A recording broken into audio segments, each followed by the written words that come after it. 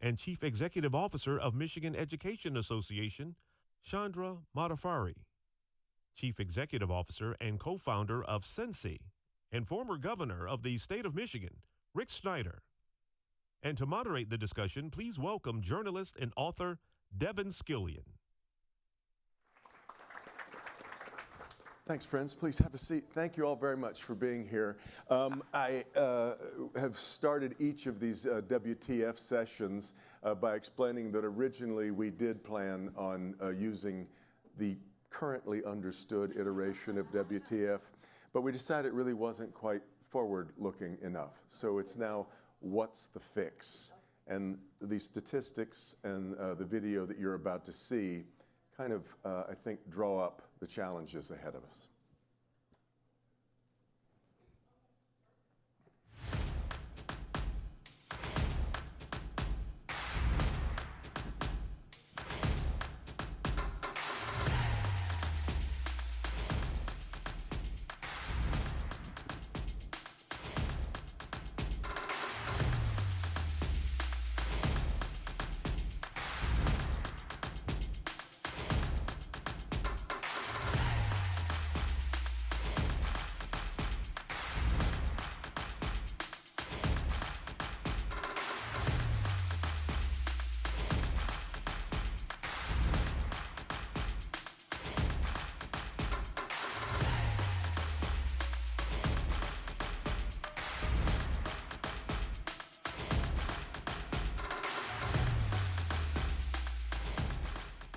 Fairly stark, isn't it? I do, before we get into what's the fix and looking forward, I do think it's really important to diagnose the patient before we can come up with a course of treatment. And I have not heard a really compelling explanation. My wife Corey and I left Oklahoma in 1995, moving to Michigan, believing and understanding that we were leaving a state that was not doing very well in education. We were coming to one that was fairly elite.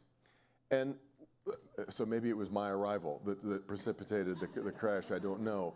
But I haven't heard a great explanation for what happened, which takes us maybe back to the first WTF. But I'd like to hear all of you, if you could kind of diagnose what happened over these last 20 to 30 years. Ron, give me your thoughts. I think it starts with disinvestment. I mean, I think a little bit of a historical perspective is helpful coming into the subject. And if you go back to the beginning of the century, you'll see that Michigan particularly is compared to other states relative to rates of inflation and so forth, disinvested in its education system. And so one of the reasons we didn't stay on track was because we didn't continue to invest as we had been. Michigan, as most of us know, was disproportionately impacted by the Great Recession, and that was another setback, a challenge for government leaders coming through of both parties at all levels. And so we've begun to address that in very recent years, but we're still very much filling a fiscal hole that had been dug. Lots of other things need to be addressed as well, but I think we have to start with realizing that you have to invest in it if you want. Venessa. Yeah, I think at the same time that we were seeing that relative disinvestment, we also had a set of policies coming from both the federal level and the state level around high stakes accountability, around school takeover, around teacher evaluation, teacher kind of punishment, for lack of a better word, at the time when, again, schools had less resources, we were less supported. So, you know, when you hear a lot of educators talk about the balance between accountability and resources, if you have a lot of resources, you know, it's fair to say, what are you doing with it? But when you don't have your resources and you have really high, really punitive accountability, that creates a really negative situation for the education system. And it's kind of a situation where you're punishing the result, but you're not taking into account what was needed to get there, why the result is happening. So it's not a holistic view.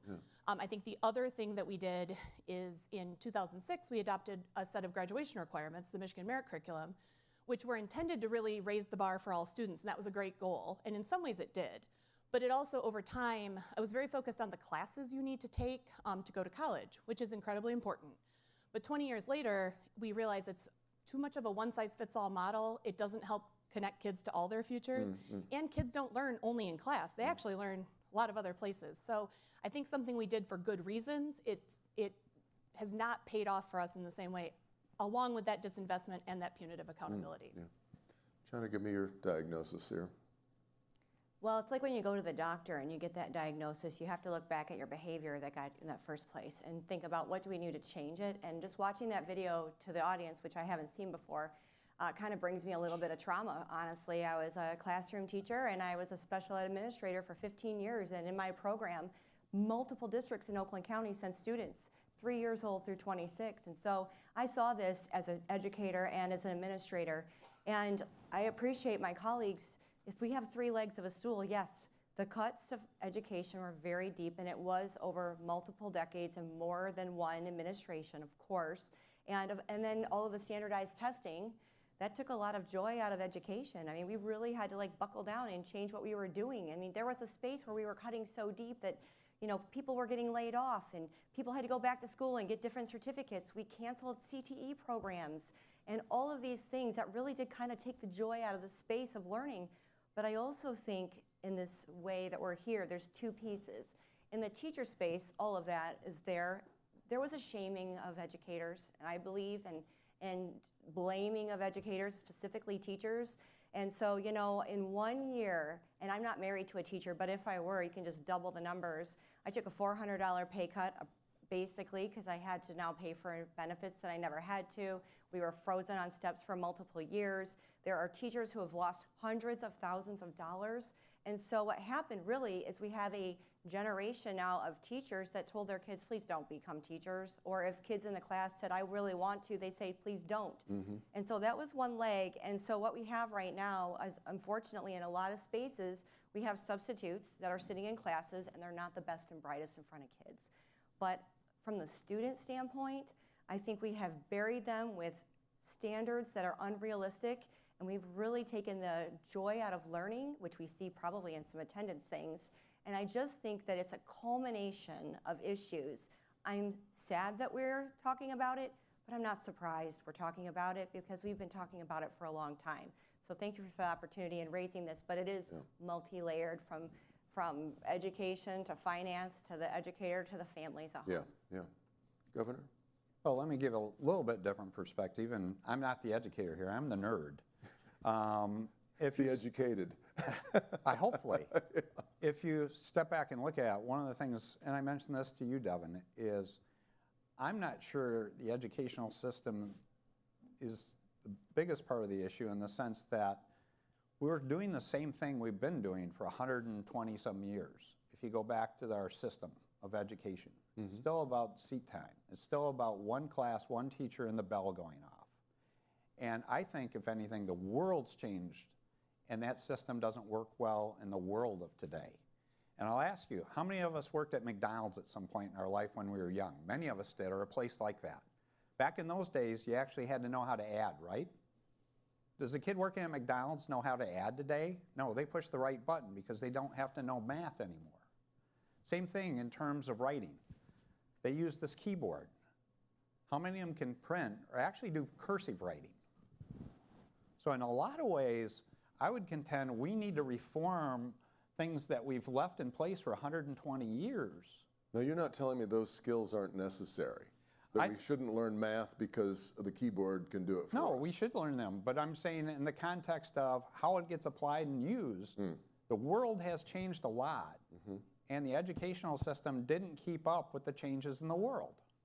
And so part of the issue now is how do we change our system to allow flexibility? How do we allow student-centered learning?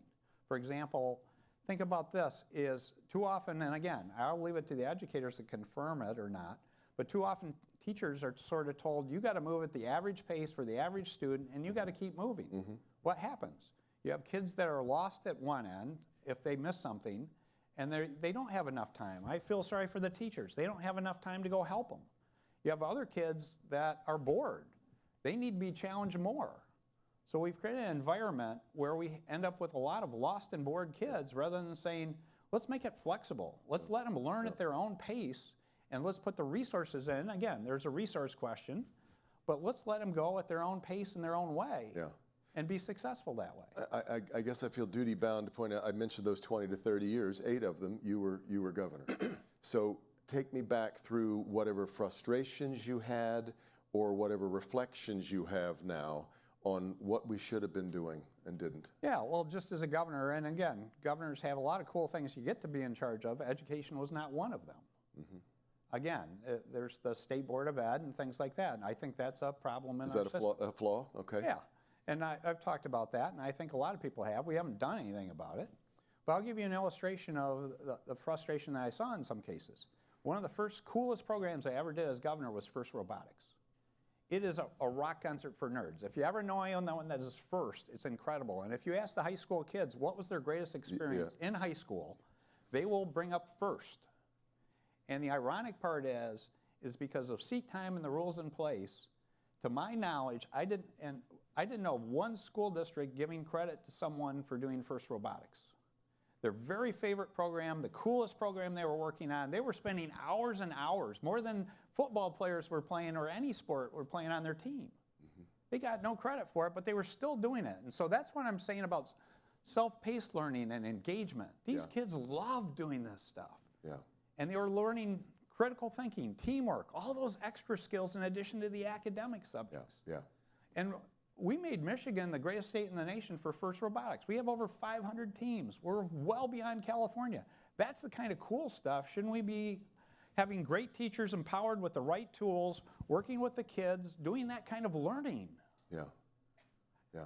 See, I'm just a nerd. See, we need people fired up here. You all, three of you mentioned, we talked about disinvestment. You always are going to hear pushback on that because, well, for instance, everybody's talking about the Mississippi miracle. Mississippi is never going to be able to spend the most of any state in the country on education, and yet they've achieved all of this. So, Ron, when you hear somebody pushing back on the idea that money is an answer, what do you say?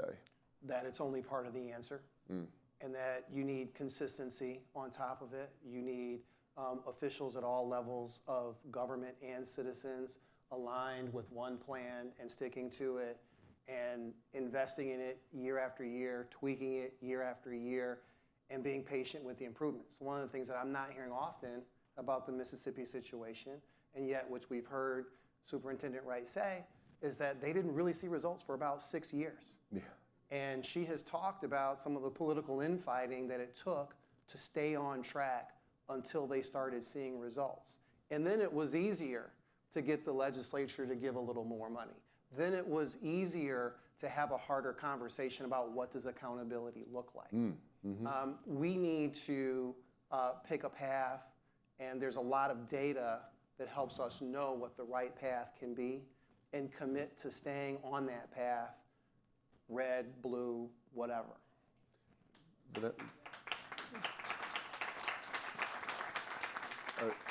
You're wearing purple, which is perfect because that sets up what I've been referring to as the peril of purple. Yeah. Absolutely correct. Mississippi has no wild swings every election year, but in Michigan we do. We had always thought that being purple was a great touting factor about us, that it spoke to a kind of diversity, and yet it means that we zig and zag rather than go in a straight line. How much of that is a problem? Yeah. I mean, it's definitely a huge factor. I still think it can be an asset for us. You know, I don't think it has to be a negative, but we do have to recognize in Michigan, in any state, when you don't have coherence, when you have the governor doing one thing and the State Department doing another and the legislature doing another, teachers don't know which way to go. Yeah. So if we're not sure what we're shooting for, we shouldn't be surprised when we don't get there. You can't get to 3 places all at once. And so I think there's structural changes that people talk about, and there's also the fact that we can have coherence within our system now if we're willing to collaborate, if we're willing to pick a goal, if we're willing to be data-driven. To Ron's point, and I heard someone say on a panel yesterday, we don't need to debate about best practice. And there is real science behind some of the literacy things we're doing right now, behind some of the changes we want to make to graduation requirements, the student-centered learning that the governor's talking about, behind best practices for supporting the educator workforce. So if we there's politicians in the room, so politicians, if you can be willing to work together cross-partisan, and then if all of us who support politicians don't, sometimes I think politicians are incentivized to take something that's a quick win for them because that's how they get the vote in the election and the thing. But that's on us as voters, as advocates, to say, no, we want collaboration and coherence, and we're willing to come to the table regardless of where we came from, and find solutions. You know, us against the problem, us in favor of kids, not us fighting each other. Yeah, yeah. Chandra, you clearly speak very sympathetically about teachers. I'm really wondering about the kind of people that we are attracting to the profession these days, given the fights that we have, and teachers with their horror stories of just being instructed that they have to continually teach to tests rather than what they may feel that they should be teaching in class. I mean, what are we doing to the next generation of this really critical job in society? I'm going to speak to that in 2 columns, so thank you so much for that question. So the first column is our membership is basically dug in to say this is an amazing, rewarding profession, and yes, it's been tough, but you will be great. And we are telling our students, our own children, that we are building a better system and profession, and we're protecting it and advocating for it because we need the best and brightest. So MEA has been dedicated working with the other education associations to elevate our profession and to protect it. So we are doing that in-house. But what we really need to be focusing on is getting us to a wage that's thriving. So let's just say a young man in high school, young male, he's 18, and he's thinking, I really want to be a coach and I really want to be a teacher. But my parents are telling me I won't be able to support a family, so maybe I'll do engineering, but I really would like to teach physics. And I also agree that robotics would have, before the Michigan Merit Curriculum, we would have been able to count that as a class because we could have been able to be creative and get innovative with our standards. And so we need to get us to a space where we're respected and we attract the best and the brightest. And it's difficult to become a teacher because you want to have the best, smartest people because those are our future principals and superintendents. And so it's a whole system-wide thing that I'm concerned about. But I also think about we're not going to be replaced by AI. We can't just Google soft skills. We need to go back to basics and teach our students how to be collaborators and all of the things that make human beings amazing. That's what we need to focus on. So we need to attract the right people to do that because we'll be teaching students for professions that aren't even invented yet, and we're going to be teaching them to help build the robot, fix the robot, work with AI. So I hope that we can elevate the profession to attract the best and brightest. Yeah. Rick, I would be willing to bet everybody in this room can talk about a teacher who made a massive difference in their lives. I had several of them myself, but I worry that we've chased a lot of those people off because as dedicated as they want to be to this discipline, it doesn't look like a fun place to be a lot of the time. In fact, this is another thing, and this isn't just Michigan. This is what's changed in the overall. When I was a kid, if my parents got called by the school about me, they were pretty sure that I was the screw up, that it was my fault. And yeah.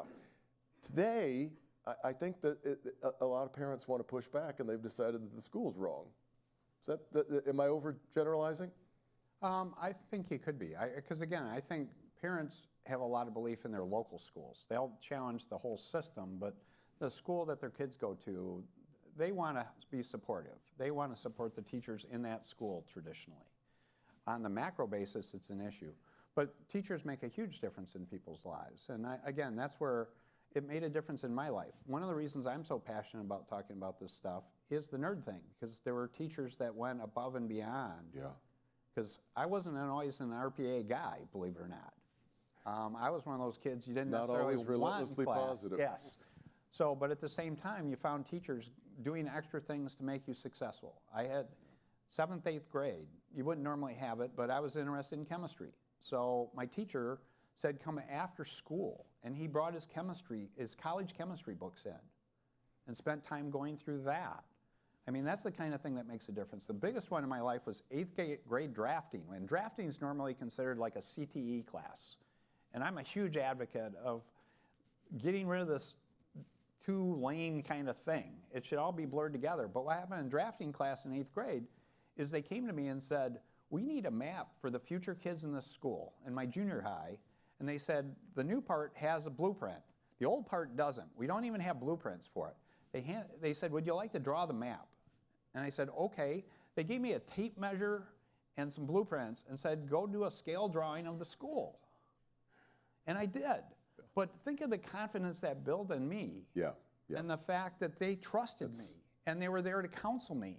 That's the kind of educational experience you want people to have, because that stuck with me my whole life. 8th grade drafting. Yeah, no, this speaks to what you were saying earlier about attendance. If you're excited about getting there to go do these things, you show up at school. But I also, this idea of local control takes us then to, I think, what a lot of people see as a big problem in Michigan. Yes, of course, local control is important, but that's also led to us having so many districts. It's a really unwieldy thing, isn't it, Ron? Absolutely, and I really appreciate you making that point, because what I was sitting here thinking, we have more than 850, approaching I think 900 districts in the state of Michigan with 10 million people, if you allow for the charter districts and the traditional public districts. And by all accounts, it's too many. We've got fancy consulting work that develops data that tells us you have almost $600 million that you could put in the classroom if you could just make the administration of schools more efficient. Sure. And trying to figure out how to get there is another big part of that. Trying to figure out how to get there is the accountability that's on the rest of us, the business community, elected officials, and not the educators who are dealing with students in the classrooms. Yeah. Vanessa, same thing. Yeah, I mean, I think our large number of districts, when people talk about Maryland, and there's 24 districts in Maryland, so the state superintendent in Maryland calls like his or her 24 buddies, and they get in a room like this, and they... In fact, she is the former superintendent of Mississippi. Yeah, yes. So it is different. I think what's important is, like Ron said, looking for ways that we can not ask every single district to do everything from scratch themselves. That's a waste of resources. And also to be clear about the role that state policy can play. State policy has to say, these are the guardrails, and set those guardrails really well. Like, again, I know I'm going to talk about graduation standards a lot today. It's time to change our graduation standards to something that's for the future, that's something that connects kids to their future. Mm-hmm. If the state can set those really well and give districts the guardrails, but enough flexibility to make it real, then it's okay. We're seeing it with literacy too. If we do a better job of saying, not every curriculum is as good, these are the best, pick one of these. So you still have local control, but the state can be stronger and, again, coherent and say, here's what we have to do. Here's the big rocks. You can still be local, but there's some things that you don't all have to discover these facts on your own, because the science is clear, the data is clear, the data are clear, and we can set it in policy. Yeah. So I think there's an opportunity to leverage the districts we have without, or while we think about what changes could be made, to be clear that good legislation coupled with the right kind of flexibility locally can get us to a better spot. Yeah. Staying with the role of parents in all this, it's interesting. We had one of the discussions yesterday about economic development. Business leaders from Michigan, Jeff Donofrio was here and talked about the first pillar that they have is improving Michigan's education system. But I've always been fascinated and struck by the kind of ambivalence that we have as Michiganders about education, because for many years you could leave high school and walk into the plant and have a really well-paying job, and before you knew it, you had a house and a boat up north. We seem a little duplicitous, I think, Chandra, in the way that we still talk about, and now we've made a college degree so expensive. I think that we really are of two minds all the time with the way we look at education in Michigan. I couldn't agree more, and I also think that college becoming so expensive is another reason a lot of people haven't chosen education in the last 5 years, because I can't tell you how many teachers I know that are $100 grand in debt. And if you're not making a lot of money, then that's tough math. Let's not even go any farther with that. But I just think that what you're talking about is correct, what she's saying, and as far as just the money there, I just think we need to kind of get back to the basics and just think about families and communities and education in the system, and we have to step back and start over. So I'll build on your comment about the local control, but one of the things to put it in context is there are issues with having too many school districts. There's an issue with having the state board. Those are adult issues, and we've gone around and around, and we should do something about them. But I don't want to see years spent having us in that dialogue and not do something for the kids in the classrooms to help them be more successful in support of the teachers. So to be blunt, this gets back to giving the locals more control in some ways. So this is back to my earliest comment to say the system hasn't changed. The one classroom, the 1 hour, the one teacher goes back to 1906. the Carnegie Unit, is adopted by all 50 states. And I think 120 years later, we should try something new. And the best way to do that, and I want to thank Nancy DeBoer's here, she's co-sponsoring along with Jimmy Wilson. So we have a Republican and a Democrat sponsoring legislation to allow relief from seat time. If a local district wants to do reform, gets the school board to approve, gets the teachers union on board to approve, and the parents want to do it, why don't we give them a waiver and let them innovate? And they're doing it already. The interesting part is there are 85 school districts in the Future Learning Council trying to innovate today, being held back by these antiquated rules from 120 years ago, and we should let them fly, let them do more, because they want to do more. There are 200 educators that get together every month on a voluntary basis to compare best practices, to talk about ways they can support one another on doing innovative methods in our school, and it's working. Yeah. And we're holding them back. So let's knock off, let's do the adult issues, but let's not say, okay, let's do all the adult stuff and then do this. Let's parallel process. Let's let these districts fly that want to innovate and then take on these big issues and do important things like launch. I appreciate the efforts these three fine individuals and some other great people have been doing for 2 or 3 years, building the launch, which I think is exciting. But in the meantime, we can have real action happen. So let's stop talking and start acting. Yep. Can I respond real quick to something he just said? Sure. So I want to celebrate that it's our members, it's our educators that are doing this great work. And I do think it is awesome that finally we're sitting down and looking at the whole stool and saying it is money, it is policy, it is all of these things that you're saying. There's a lot of restrictions that are holding us back. But when I think about us moving forward and working together, we need to think about local influence and not local control. And I've been really leaning in on that. And so if we do create policies with guardrails and best practices, maybe we can work with our communities so they can influence and they can feel heard and they can feel seen, but not make all these decisions that are putting us in all this isolation and boxes because we have a system-wide problem. And I think we can do it in a way that protects our mascots because we all know it's about Friday Night Lights.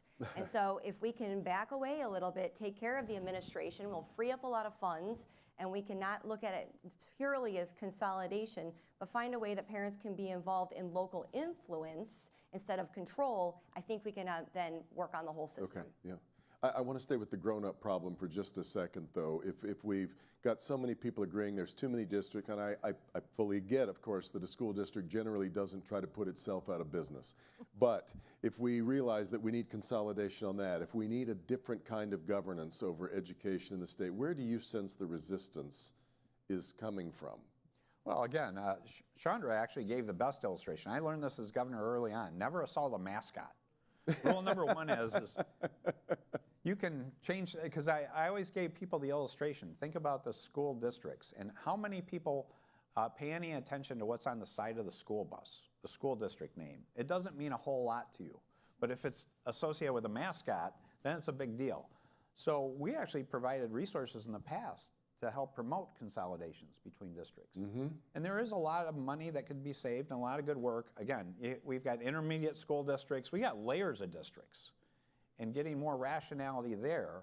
And then, again, back to this point of relief from rules, we have way too many categoricals. So a lot of school districts that are more challenged have trouble even applying to get special funds for special purposes because over the last 20, 30 years, we've said, okay, we need a line for this and a line for that.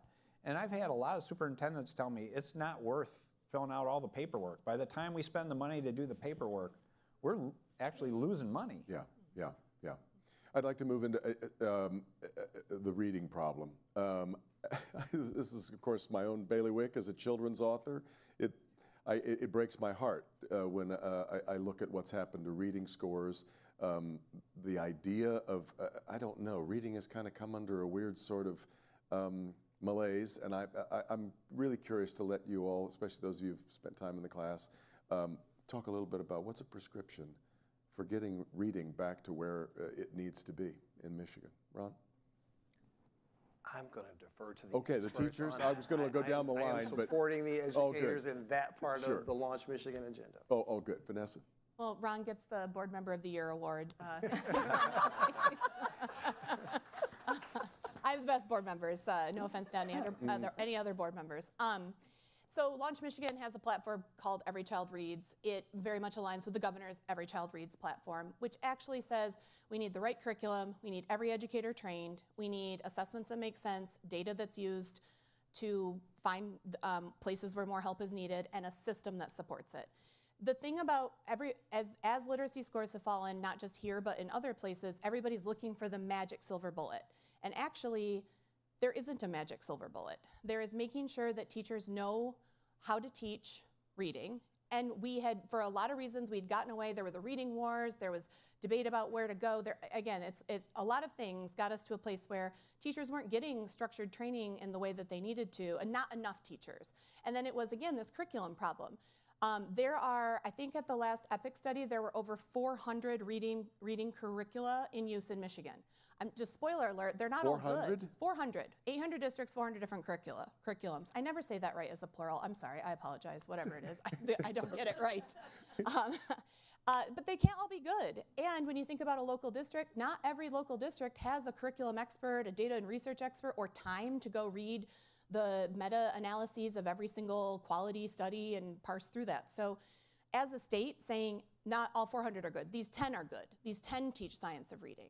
So we have to do that. Step one, right curriculum, and then the training. If teachers don't know how to use the curriculum, there's an old saying like instruction is teachers and students in the presence of content. Like if you don't have those things together, students don't learn. So it's the basics, it's back to the basics, right curriculum, educators trained, and then using data not as a punishment, but as that continuous improvement. Are students getting the building blocks? We can't see that in the state data right now.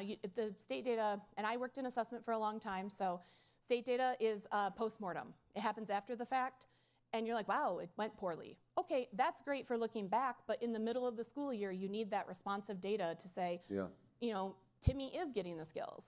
And then, again, at the system, are we supporting districts? Are we training teachers? Are the resources there? Is there the intervention when kids fall behind? So Michigan right now has the right prescription. We just need to follow it and not be like, there's probably some secret better plan out there. Let's go find that. There is no secret better plan. We're doing the plan. Yeah, Chandra, you seem to be in agreement there. Well, it's all of those things, and believe it or not, there's multiple schools that I've been to that don't even have libraries anymore. Like they have taken the books out of the school. Honestly, I had the same reaction. The Association of Librarians has a bar chart that's outstanding that showed the amount of libraries that were taken out of schools and the reading scores fell. We need to have certified librarians back in schools, teachers of library science. That is just, it's gotta happen.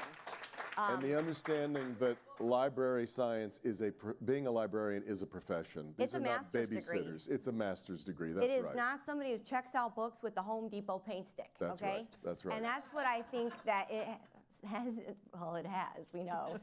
That's what it looks like in a lot of places. In fact, you know, when overcrowding happened, they close down the library, they throw things in carts, they disperse them in classrooms, and we've lost the whole thing. And let me honestly say, as a teacher, my librarian at the high school taught us the newest research methods so we could teach our students on how to use systems.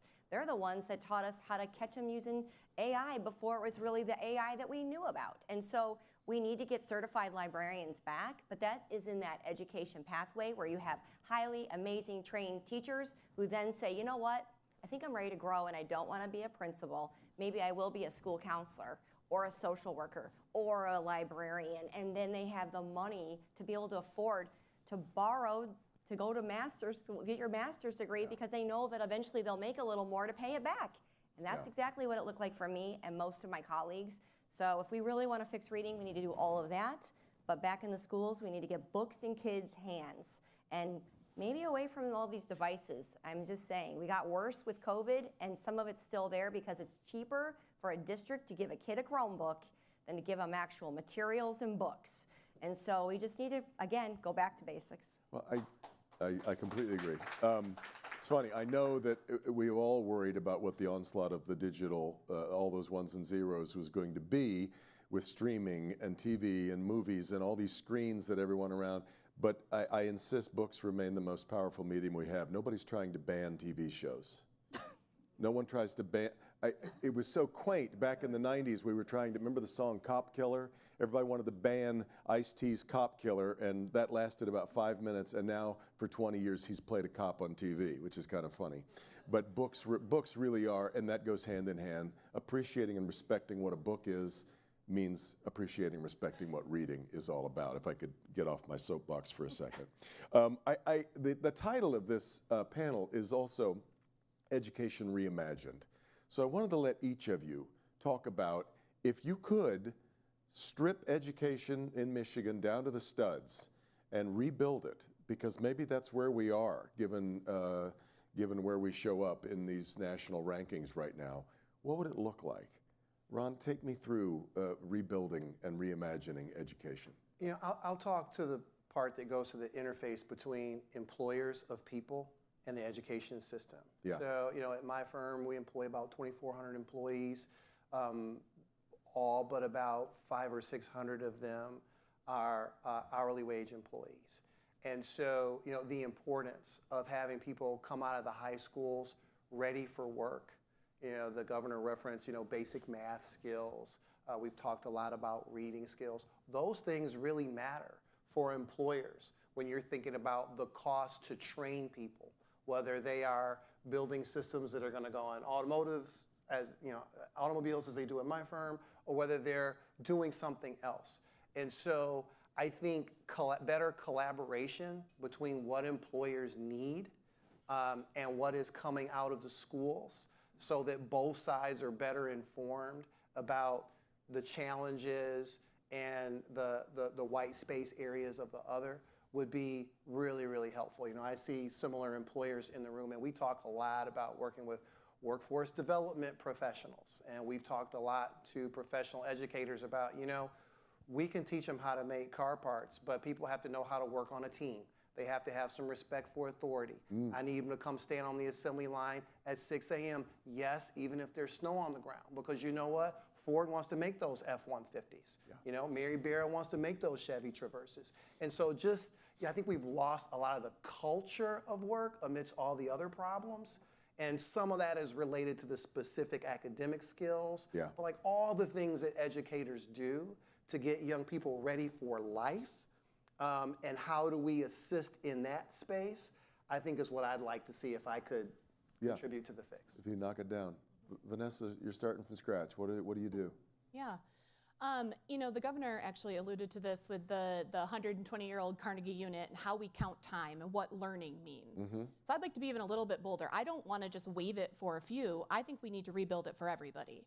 We only count time as learning in this very little box, but learning happens in all kinds of places, and it should. And to Ron's point, the other opportunity we have with the Michigan Education Guarantee, new graduation standards, is to say, kids need to have the fundamentals, and they need to have those career-connected skills, whether they go to the workforce right out of high school. There's a group in Michigan called Talent First that uses ABC, get a job, get a better job, get a career. Those durable skills, those soft, work on a team, show up on time, problem solve, you need those for your schooling and you need those for your career throughout your life. We can build those into what you practice in high school.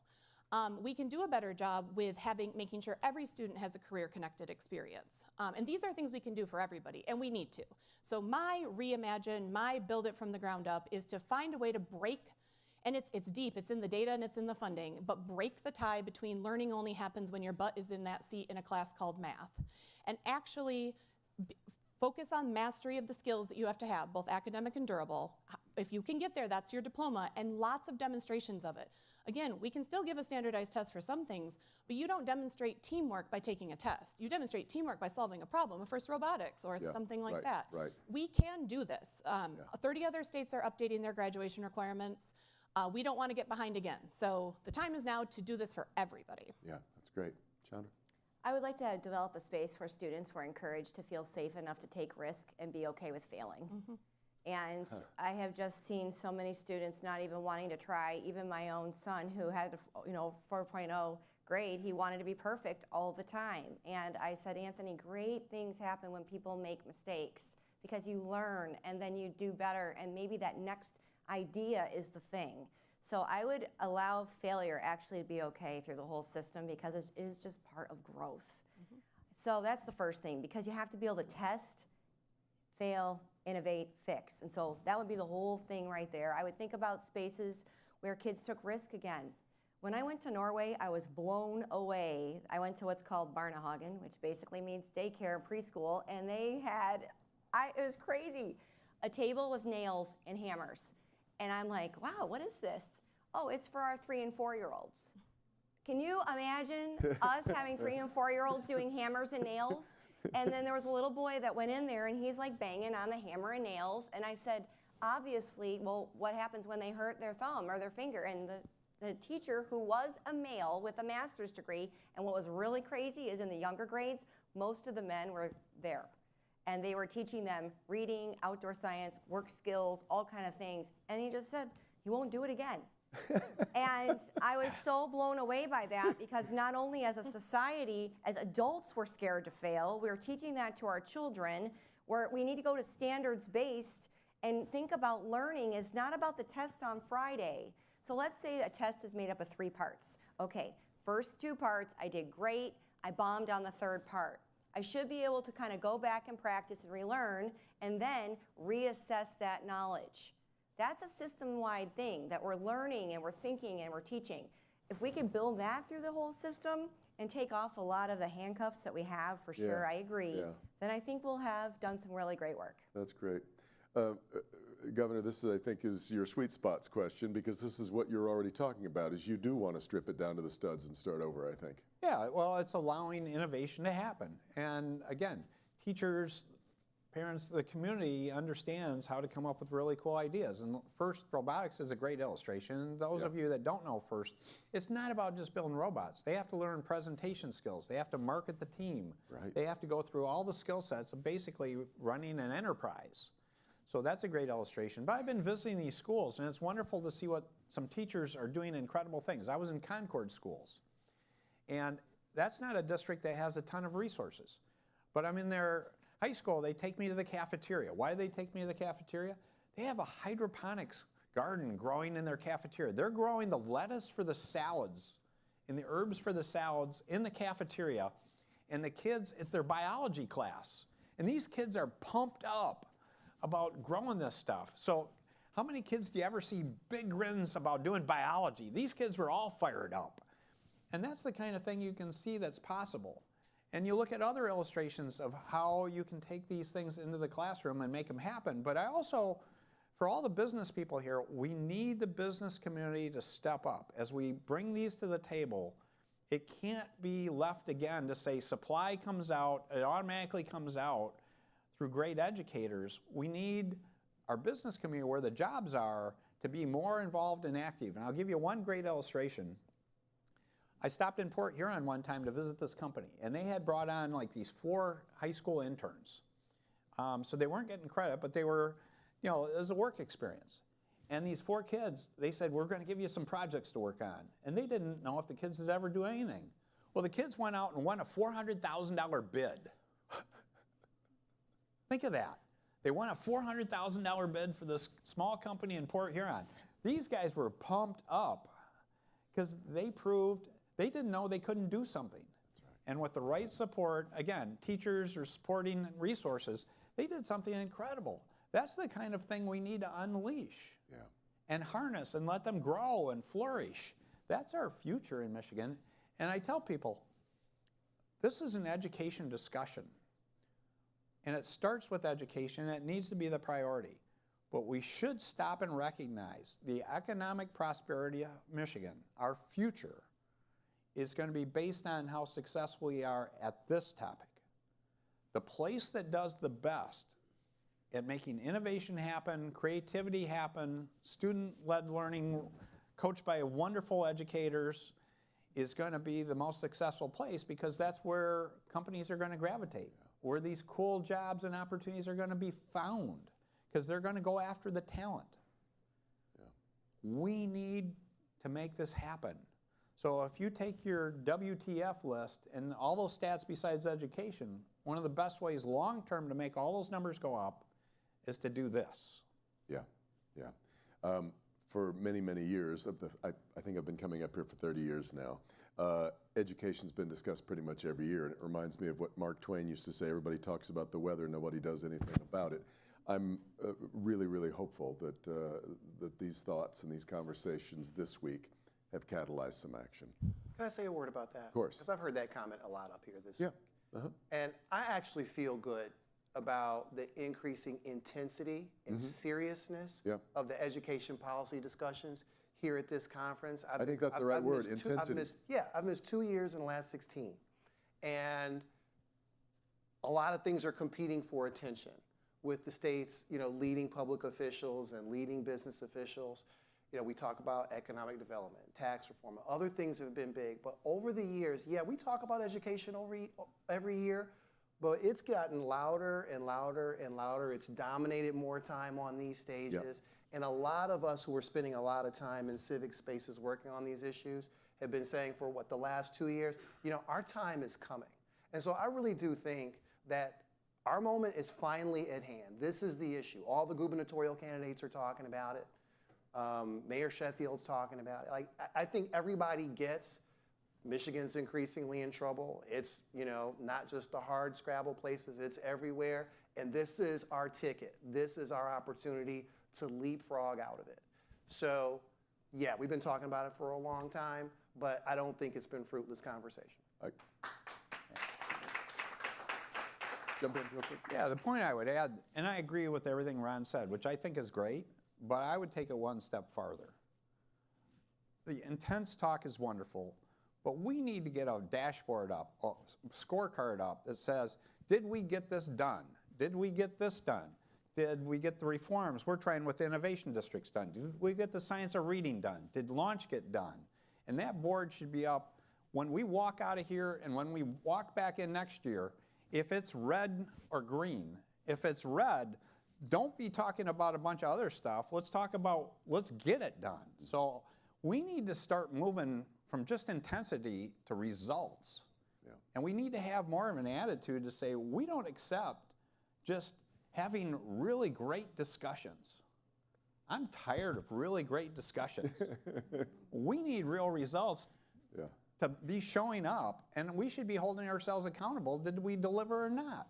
I think that's. I'm willing to sign up for that. I don't know how many other people are, but it's like I'm signing up to say, let's show some real results here, and if not, let's do something about it. That's a great bow to put on it. Ron, Venessa, Chandra, Governor, thank you all. And thank you all very much for being here.